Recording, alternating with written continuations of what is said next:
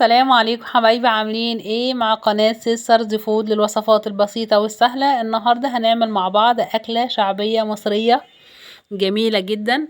هنعمل صينية الكوارع. في مننا كتير بيحب ياكلها وفي مننا برضو ما بيحبهاش، لكن دي أكلة جميلة جدا ومشهور بيها المصريين. هنجيب الكوارع بتاعتنا ننضفها في البيت أو نجيبها جاهزة من عند الجزار. هننزل بالكوارع في مية تكون بتغلي كويس جدا. بعد كده هننزل بحوالي معلقة صغيرة من الثوم المفروم. هننزل بالحبهان وورق اللورة. هننزل معانا قطع من البصل، وكمان هننزل ببصل سليم. معلقة صغيرة من الكمون، معلقة فلفل أسمر. هننزل بعصير الطماطم، وهنسيب الملح قبل ما تستوي بشوية علشان الملح بيخليها تاخد وقت في استوى. هنسيبها تغلي لمدة 10 دقايق. بعد كده هنهدي عليها النار عشان تستوي براحتها. بعد كده بننزل للمرحلة اللي بعد كده هنبدأ نعمل تسبيكة. هنجيب معلقة كبيرة من الثوم المفروم، هننزل بالثوم في حوالي 4-5 معالق من الزيت النباتي. هنبدأ نشوح الثوم بتاعنا لحد ما ياخد اللون الذهبي. هننزل عليه بعصير الطماطم.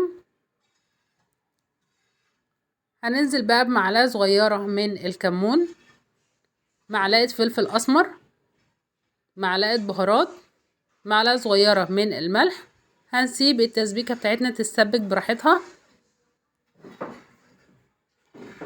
الكوارع بتاعتنا بقى قربت تستوي، هنزل عليها بكمية الملح بتاعتي المظبوطة.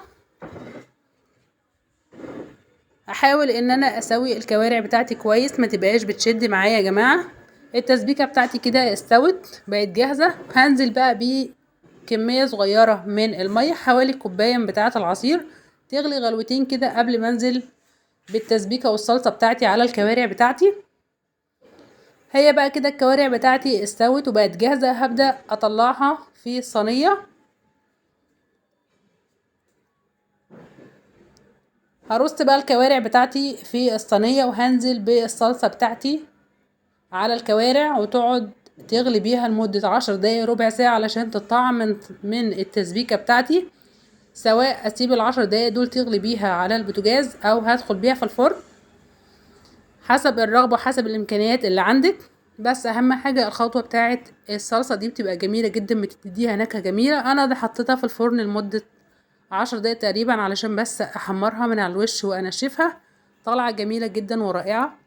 اتمنى الفكرة تعجبكم، واتمنى ان انتوا تشتركوا معايا في القناة عشان يوصلكم مني كل جديد، ونتقابلوا في وصفة جديدة. والسلام عليكم.